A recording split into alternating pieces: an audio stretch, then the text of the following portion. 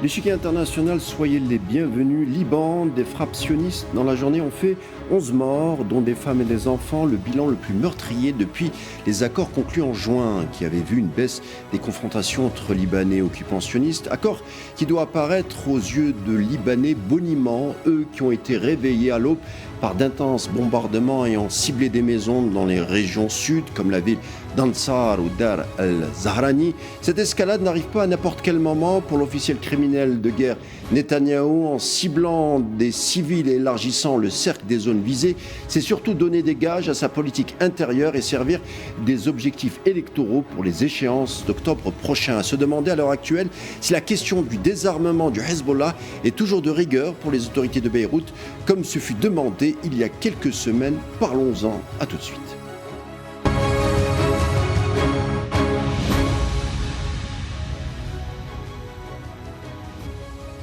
Le Sud-Liban renoue avec le versement du sang des innocents, les destructions des habitations, du nivellement des champs et l'effacement des repères des vieux villages qui ont fait la beauté de ce pays, sur lequel peut-être on se posera la question, on planifierait d'imposer le modèle de Gaza. On verra ce que pense notre invité du jour, Manuel Pouchelet. Bonsoir, bienvenue. Bonsoir monsieur et merci pour votre invitation. Toujours un plaisir. Analyse des questions internationales. Alors on l'a dit, Emmanuel, intense bombardement sioniste au sud Liban.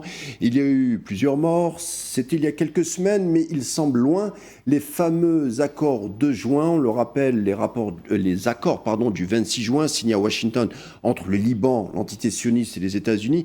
Ce texte aurait permis d'enclencher une paix durable et à mettre fin à l'état de guerre après des mois de confrontation. Des conclusions de paix révolues au vu des événements. Alors, en effet, les conclusions sont particulièrement difficiles et surtout depuis les dernières négociations qui ont eu lieu à Rome il y a à peu près la semaine dernière. En fait, ce qu'il faut retenir, c'est qu'au sud Liban, Israël considère que c'est une zone d'opération pour son armée, dans la mesure où elle considère que le Liban est incapable, elle parle du Liban et aussi du gouvernement libanais, avec son armée, est incapable d'instaurer, on va dire, la sécurité de cette frontière nord qui, pour elle, est importante.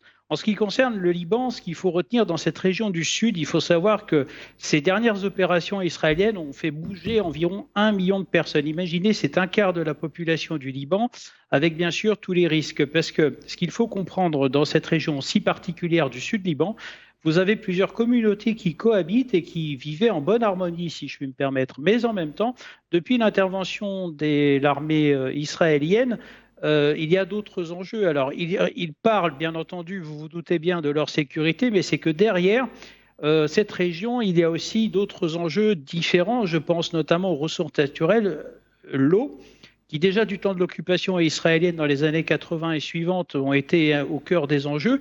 Et puis depuis maintenant quelques années, vous savez très bien qu'il y a aussi ces forages en mer de Méditerranée orientale où le Liban a une zone d'activité prometteuse qui lui permettrait de sortir de son marasme économique avec, bien entendu, en ce moment, de nombreux efforts qui sont demandés au président Aoun, ainsi qu'au gouvernement libanais et aux Libanais de faire preuve de transparence pour avoir la paix.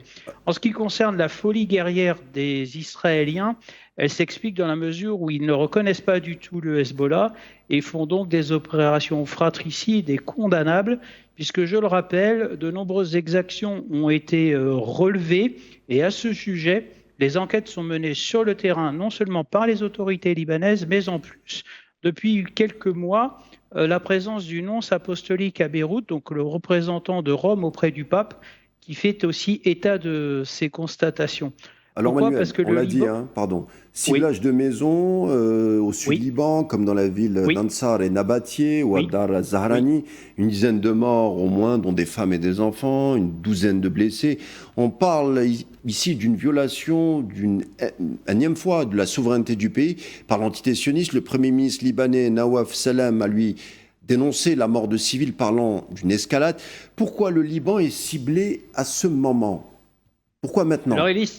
Alors pourquoi maintenant ? Parce qu'en fait, les négociations patinent. Il faut savoir que les négociations à Rome n'ont rien donné en ce qui concerne de potentiels accords de paix et surtout de cessez-le-feu.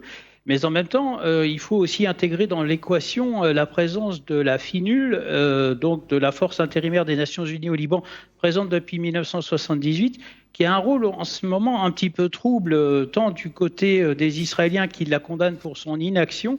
Et puis, vous savez, l'été, malheureusement, quand on regarde les journaux de marche des opérations, les journaux de marche des opérations, excusez-moi, des opérations militaires, les grandes opérations se font souvent l'été.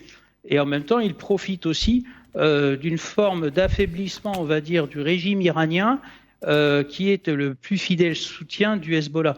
Donc, si vous voulez, il y a un concours de circonstances qui fait que ces frappes sont favorables aux Israéliens. Puis, je le rappelle, l'armée libanaise n'a pas les moyens de riposter suffisamment pour assurer la souveraineté de son territoire. Donc, quelque part, cela se fait au mépris du droit international et puis, bien entendu, d'une structure onusienne qui, pour l'instant, peine à trouver aussi son rôle d'interposition, finalement.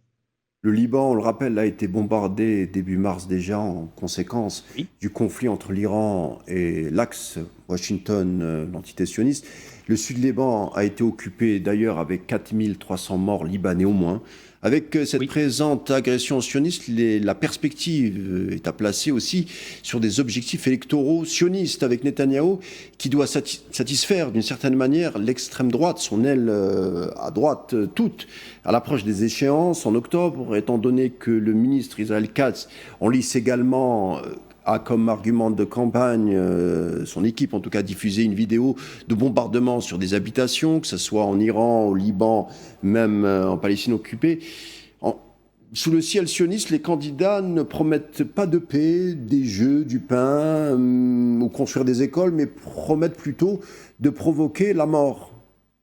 Je confirme, c'est l'objectif. Maintenant, le tout est de savoir si les électeurs en Israël vont suivre, parce que je remarque, on entend toujours ces discours d'extrême droite et cette aile dure, on va dire, du parti de M. Netanyahou, mais on n'entend pas du tout l'opposition en Israël. Donc, ça se demandait s'il n'y a pas une censure sur place aussi, parce que quelque part, Israël envoie ses enfants et pour certains meurent sur le territoire libanais. Il ne faut pas l'oublier.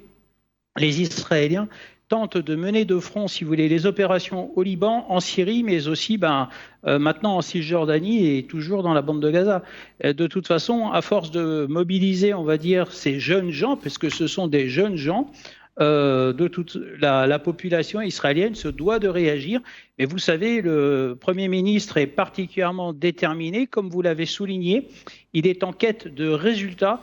Et finalement, un petit peu à l'image de Donald Trump avec les résultats sur sa campagne en Iran, je commence à croire que du côté israélien, cette campagne devient de plus en plus impopulaire. Maintenant, le tout est de savoir, c'est que je ne remarque pas, on va dire, de frein à cette initiative, que ce soit, si vous voulez, sur la communauté internationale qui ne se manifeste pas. D'ailleurs, le plus fidèle soutien des Libanais tentent toujours de trouver des compromis, des issues, je pense principalement à la France, bien entendu. Et puis, vous savez, la situation au Liban, elle passe par différents pays de la région. J'entends par là l'Iran, l'Arabie saoudite, et puis aujourd'hui, les États-Unis d'Amérique qui s'impliquent de plus en plus, et je n'ose pas dire s'immiscent, sachant qu'au nord, on a également une présence turque qui vient au soutien aux provinces du nord du Liban. Nous ne partirons ni du Liban, ni de Syrie, ni de Gaza. Nous n'accepterons des menaces de personne.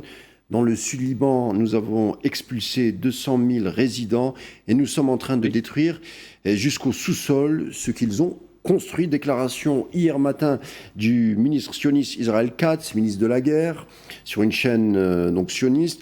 Face à ce type d'interlocuteur, Manuel, si on revient aux négociations qui ont eu lieu à Genève ou à Washington, est-ce que vous ne pensez pas que la partie libanaise devrait, peut-être, je vous pose la question, revoir leurs calculs ou revoir leurs perspectives ou leur manière de parler avec des sionistes qui finalement ne respectent rarement, pour pas dire jamais, leurs promesses imposées par Washington?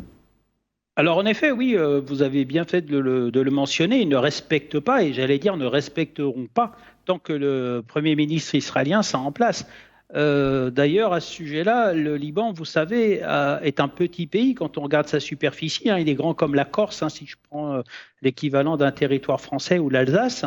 Et finalement, ce qui repose, on va dire, sur les capacités de négociation des Libanais, si tant est qu'il y en ait, puisqu'il y en a, rassurez-vous, hein, cela passe bien entendu par une diaspora qui est particulièrement mobilisée, notamment auprès des instances internationales et puis aussi par sa nombreuse présence, on va dire, dans différents pays clés qui pourraient faire pression, on va dire, sur Israël. Maintenant, le problème vous savez, le Liban est multiconfessionnel, multiculturel, il y a 18 communautés qui des fois ne s'entendent pas sur certains sujets, d'ailleurs que ce soit sur le territoire du Liban ou même à l'international sur ces problématiques inhérentes au Liban, surtout depuis qu'il y a eu cette guerre civile qui a profondément divisé de 75 à 90 les Libanais entre eux. Aujourd'hui, l'erreur des Israéliens, tout comme de la communauté internationale, risquerait de raviver ces tensions intercommunautaire de façon très dangereuse, faisant craindre le pire, puisque finalement, comme on connaît, vous savez, cette fameuse devise de Machiavel, diviser pour mieux régner, mais il faut faire très attention. La mobilisation des communautés libanaises pourrait peut-être, pour une fois, je dis bien pour une fois, mais je n'en suis pas encore si sûr, se liguer contre cette présence israélienne qui occupe son territoire. Mais je le rappelle, la principale raison de l'occupation, elle est certes ce projet messianique de Grand Israël, il faut le retenir dans un premier temps, mais j'insiste bien sur ce volet ressources naturelles qui priverait non seulement le Liban d'importantes ressources économiques, mais aussi, et ça il faut le rajouter, c'est pour ça que les Israéliens font la guerre, que le Hezbollah souhaiterait faire main basse sur ses ressources pétrolières au large, dans cette partie sud Liban principalement, sachez-le, en Méditerranée orientale en tout cas. Justement, vous faites la transition avec les réserves naturelles sur lesquelles peut-être viserait tout simplement l'entité sioniste. Avec cette information du jour, l'occupant aurait intentionnellement incendié des forêts au sud Liban en utilisant des munitions incendiaires et bombes à phosphore blanc, comme dans la localité de Riam. Des pompiers libanais, lors de leur intervention, ont été ciblés à Nabatieh également, lorsqu'une frappe d'un drone ayant empêché leur opération de secours. Donc, en plus de provoquer intentionnellement des incendies, l'entité sioniste est accusée d'écocide. Certains évoquent désormais un véritable modèle Gaza appliqué au territoire libanais. Votre avis ? C'est un peu, moi j'allais dire, un mélange de Gaza et un mélange d'Ukraine finalement. Parce que quelque part, c'est un écocide. L'objectif, vous savez pertinemment, mais ce que fait Israël, enfin l'entité sioniste, comme vous dites, n'est pas à son premier galop d'essai. Ce sont des procédés que l'on a pu voir également dans d'autres conflits, hors Moyen-Orient, je pense notamment à certains pays européens. De toute façon, quand vous voulez faire partir une population, vous les privez de leurs ressources, c'est-à-dire l'agriculture, puisque je rappelle que le sud Liban est principalement comme ressources des ressources agricoles, mais aussi, et ça on n'en a pas encore parlé, l'eau.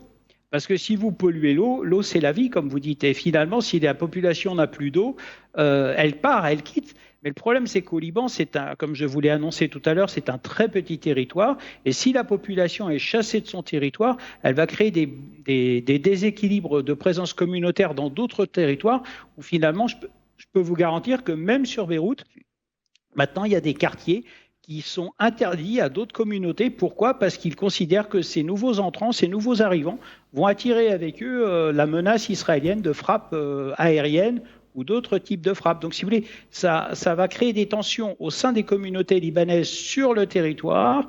Mais en même temps, ce que l'on s'aperçoit aussi, c'est une impuissance complète de cette communauté internationale, et je réinsiste bien, sur une forme d'une ONU qui, j'ose pas dire, reprendre l'expression du président français, pour une autre structure militaire qui était en état de mort cérébrale quelque part. En parlant de l'OTAN, hein, vous parliez de Manuel. Oui, bien sûr, mais là, je me permets de l'adapter. Oui, là, vous je me avez permets fait de le parallèle l'adapter avec. En effet, j'avais bien compris. Manuel Pouchelet, vous êtes un habitué à l'échiquier international. Vous avez votre ronde serviette ici, comme on dit. Et je voulais vous poser une question un peu personnelle, en tout cas, vous, en tant que Libanais. Vous allez m'éclairer. On a l'impression, de là où nous parlons, qu'il y a deux Libans, c'est-à-dire le Liban un peu touristique, le Liban de la fête, des cafés, des boîtes de nuit. Il y a le Sud-Liban, c'est-à-dire de la résistance, de la guerre, de la martyrologie, de la souffrance. Le Liban du Nord s'est souvent montré très critique envers le Hezbollah, par exemple, alors qu'il ce dernier n'a fait que résister finalement. Les raisons de ces contrastes sont profondes dans l'histoire, certes, mais est-ce que ces deux Libans sont si irréconciliables qu'on le dit ou qu'on le voit, qu'on l'observe? Alors, je vais vous dire, en tant que Libanais, finalement, il n'y a pas deux Libans, mais j'ai envie de vous dire, un peu sur le ton de l'humour, il y a 18 Libans, puisqu'il y a un Liban orthodoxe, arménien, chiite, sunnite, Non, mais sur cette chrétien. question-là, c'est-à-dire de l'occupation, je sais que c'est un peu Bien sûr, mosaïque sur cette question, ouais. ouais. Sur cette question, de toute façon, le Liban, je vais vous dire, il avance de manière divisée, mais en même temps, regardez, quand il y a eu l'explosion du port, le 4 août, il y a maintenant quelques années, 4 ans. Je vais vous dire, les Libanais étaient pour se réunir, pour affronter, pour reconstruire. Mais malheureusement, j'ai l'impression que l'adversaire a réussi à les diviser. Et de toute façon, quand on regarde les immixtions israéliennes ou même américaines sur le territoire libanais, l'objectif, c'est de diviser. Maintenant, quelque part, il faut se méfier parce que c'est une caisse de résonance du Moyen-Orient, ce petit territoire qu'est le Liban. Donc maintenant, pour répondre plus précisément à votre question, je pense que à force de vouloir jouer la division entre Libanais, ils risqueraient pour une fois de créer leur unité. Et là, ils risqueraient de le regretter amèrement cette fois-ci. Palestine occupée en Cisjordanie depuis plusieurs jours, des colons juifs assiègent les villages palestiniens, à l'instar de celui de Qusra, privant des dizaines de civils, dont des enfants, d'eau et de nourriture. Malgré les critiques américaines, par exemple Mike Huckabee, ambassadeur des États-Unis à Sion, a qualifié les colons de terroristes, ajoutant que rien ne pourrait excuser un tel comportement de voyous. L'entité sioniste a déployé des troupes qui n'ont pas réussi à déloger les colons. Le ministre Katz, toujours lui, a ordonné aux services de sécurité de transférer leur pouvoir de maintien de l'ordre en Cisjordanie à la police sioniste plutôt qu'à l'armée. Une décision perçue comme un début d'annexion de fait de la zone. Votre avis? C'est un début d'annexion. L'objectif, c'est de faire partir la population pour mieux conquérir le terrain. Un peu comme vous l'avez mentionné au sud Liban.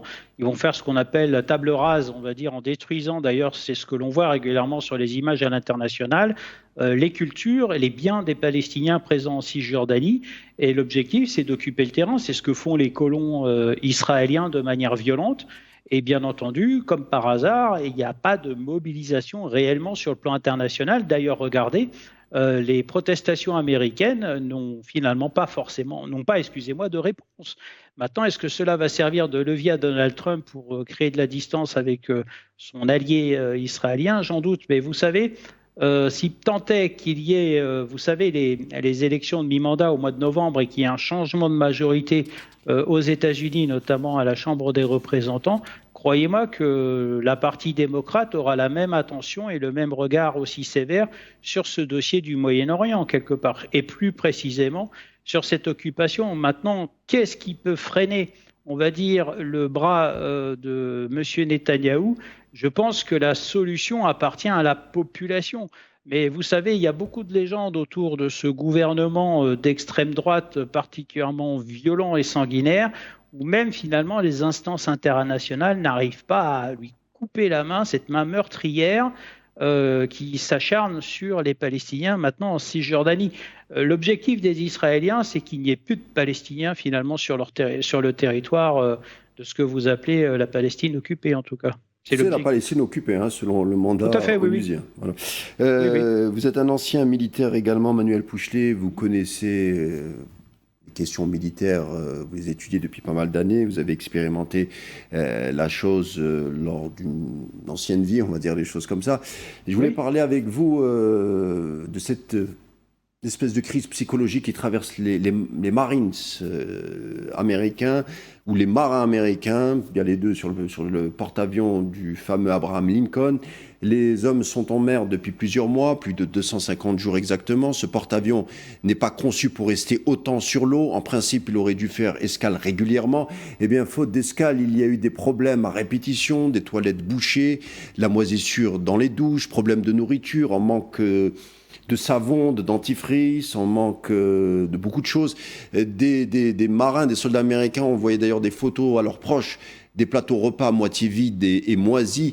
De telles conditions auraient poussé d'ailleurs ces mêmes soldats, les marins américains, à tenter de se suicider. Les familles, leurs familles très inquiètes ont alerté l'état-major américain. L'US Navy répond qu'il n'y a pas de problème. Les élus démocrates pas convaincus ont interpellé le ministre de la Guerre américain, Pete Hegseth, et demandent une enquête. L'USS Abraham Lincoln, finalement, va revenir aux États-Unis. Mais si on pouvait résumer la situation, ce sont des matelots américains qui deviennent fous. Est-ce que c'est un symptôme de cette puissance américaine qui arriverait en bout de course, selon le spécialiste militaire que vous êtes? Alors, pour avoir exercé en effet ce métier que celui de soldat, bon, moi j'étais dans l'armée de terre, donc si vous voulez, c'était un peu différent. Mais en effet, ce qui sur le fait moral, sur le moral des troupes. Alors, sur le moral, ben justement, moi je peux vous le dire, ce qui contribue au moral, c'est de bien manger. Un soldat qui mange bien est un soldat qui est bien, et c'est aussi un soldat qui s'entraîne. Mais après, vous savez, sur un porte-avions, c'est un espace qui est très confiné. Il y a énormément de personnes sur très peu de mètres carrés, où d'ailleurs, vous avez une promiscuité qui vous interdit d'avoir une vie privée, si je puis me permettre. De s'isoler, c'est quasiment impossible sur un porte-avions. Et puis après, il faut aussi occuper les hommes. Il faut les occuper intellectuellement, mais il faut aussi les entraîner. Je pense qu'on arrive à une forme de saturation de ce modèle d'armée américaine qui d'ailleurs, au passage, avec ce que vous me faites remonter comme information très importante, a bien entendu des impacts non négligeables sur le recrutement. Aujourd'hui, vous avez des corps de l'armée américaine, notamment les Rangers, qui n'arrivent pas à recruter. Ben pourquoi? Parce que le métier n'attire pas, n'attire plus. Et puis ensuite, vous avez quand même un gros problème, surtout aux États-Unis, c'est cette fameuse hygiène de vie et conditions physiques. Je rappelle que le métier de soldat, vous êtes d'abord soldat avant d'être mécanicien, pilote d'avion, secrétaire, cuisinier, etc.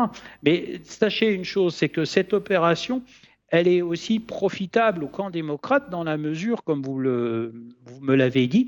Pourquoi? Parce que tout simplement, parce que les derniers députés du clan démocrate ont reproché à l'administration de M. Hegseth qui voulait, rappelez-vous, une rallonge du budget américain sur certaines opérations. Finalement, constate que c'est une armée qui devient de plus en plus impuissante.